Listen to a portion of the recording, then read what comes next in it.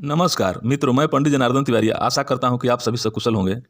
तो आइए मार्च 2025 का वृश्चिक राशि का मासिक राशिफल जानते हैं। इसी के साथ हमारे चैनल को सब्सक्राइब कीजिए और जय बजरंगबली लिखकर कमेंट बॉक्स में जाकर कमेंट कीजिए।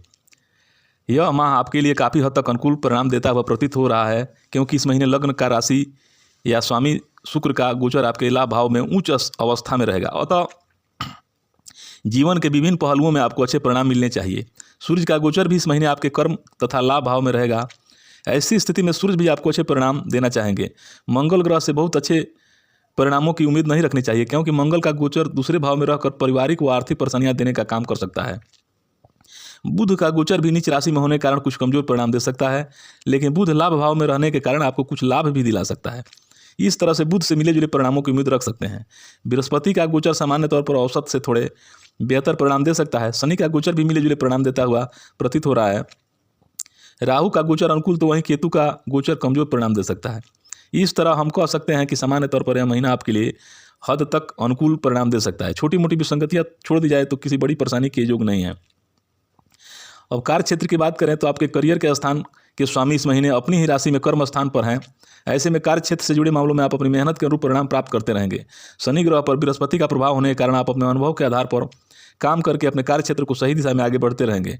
यद्यपि सभी ग्रह गोचर को देखने के बाद हम यह कहना चाहेंगे कि कार्य क्षेत्र में धीमापन या कुछ कठिनाइयां रह सकती है, लेकिन जो भी काम होंगे उसके परिणाम सामान्य तौर पर आपके फेवर में रहने चाहिए। आर्थिक मामले की बात करें तो इस महीने आपके लाभ भाव के स्वामी बृहस्पति चंद्रमा के नक्षत्र में हैं, अतः आप अपनी मेहनत के अनुरूप अपने पुरुषार्थ के अनुरूप लाभ प्राप्त करते रहेंगे। उप नक्षत्र की बात करें तो बृहस्पति बुध केतु और शुक्र के उप नक्षत्र में विचरण करेंगे। केतु को छोड़कर बुध और शुक्र सामान्य तौर पर लाभ करवाने का काम करेंगे, क्योंकि ये दोनों ग्रह इस महीने आपके लाभ भाव में रहेंगे। अतः लाभ का प्रतिशत इस महीने औसत से बेहतर नजर आ रहा है। स्वास्थ्य के दृष्टिकोण से मार्च का महीना आपको काफ़ी हद तक अनुकूल परिणाम दे सकता है।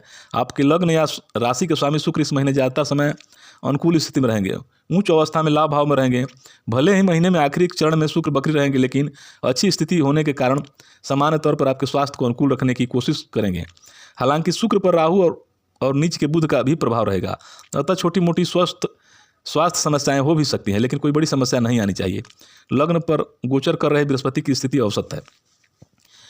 यदि आपके प्रेम संबंध की बात की जाए तो इस महीने आपके पंचम भाव के स्वामी बुध ग्रह नीच अवस्था में रहेंगे। यह एक कमजोर बिंदु है, लेकिन उच्च के शुक्र के साथ युति के कारण यह कमजोरी दूर भी हो जाएगी। कहने का तात्पर्य है कि प्रेम संबंधों में कुछ विवाद या गलतफहमी देखने को मिल सकती है, लेकिन आप निष्ठापूर्वक संबंधों को सुधारने और गलतफहमियों को दूर करने की कोशिश करेंगे तो बहुत जल्द आपके संबंध सुधर जाएंगे। अब पारिवारिक स्थिति की बात करें तो दूसरे भाव का स्वामी बुध ग्रह इस महीने नीच का रहेगा। हालांकि लाभ भाव में है तो कोई बड़ी विसंगति नहीं आने देगा, लेकिन एक दूसरे से बातचीत करते समय बहुत ही सभ्य और सौम्य बने रहना जरूरी रहेगा। चुभने वाली शब्दों का प्रयोग व्यंग कटाक्ष इत्यादि नहीं करना है।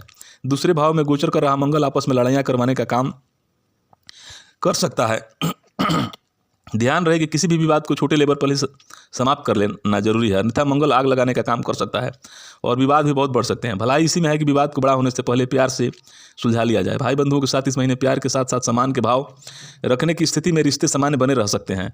घर गृहस्थी से जुड़े मामलों में इस महीने थोड़े बहुत उतार चढ़ाव रह सकते हैं, लेकिन किसी बड़ी समस्या के योग नहीं नजर आ रहा है। फिर भी आग और बिजली से जुड़े कुछ उपकरणों का रखरखाव सावधानीपूर्वक करना उचित है।